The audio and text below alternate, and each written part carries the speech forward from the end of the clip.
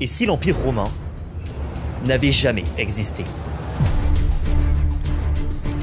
Ça aurait pu arriver, car Rome a failli perdre l'un des plus grands conflits de l'Antiquité.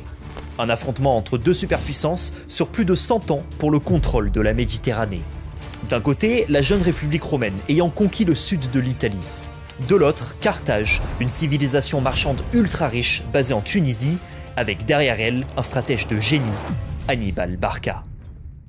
Surnommé le père de la stratégie, il a traversé les Alpes avec des éléphants, humilié Rome pendant une décennie et inspiré des milliers de stratèges militaires jusqu'à Napoléon. Ces batailles sont encore étudiées aujourd'hui dans les écoles militaires.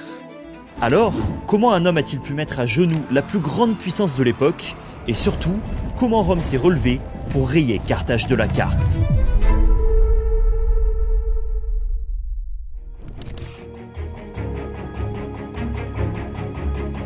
Bon, pour comprendre comment Hannibal a failli détruire Rome, il faut revenir à l'origine de leur rivalité.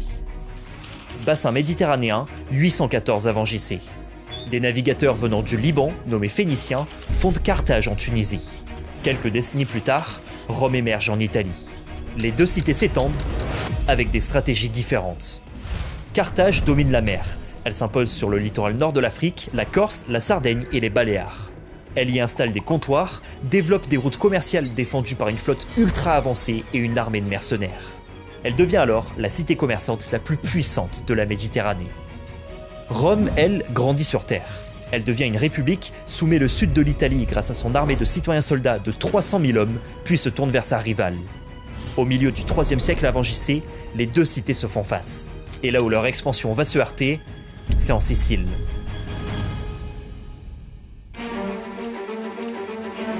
Moins 264.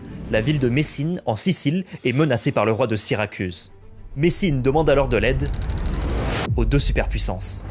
Carthage et Rome y voient une opportunité pour étendre leur influence. Chacune envoie ses troupes et menace l'autre.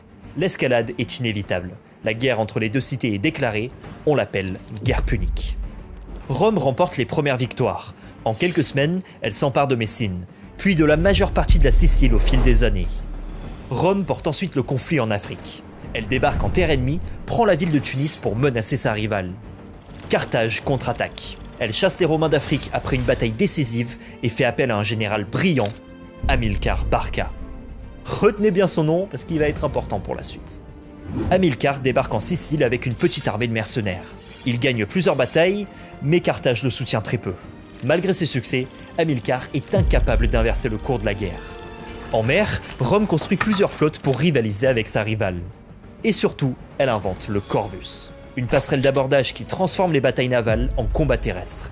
Et là, Rome est imbattable. Après 23 ans de conflit, c'est plié, Carthage capitule. Elle cède la Sicile, doit payer un lourd tribut et est humiliée. Hamilcar rentre à Carthage alors qu'il n'a jamais été vaincu. Furieux, il amène son fils de 9 ans, nommé Hannibal, devant un autel. Hannibal, jure-moi de haïr Rome jusqu'à ton dernier souffle. Serment prêté, vengeance programmée.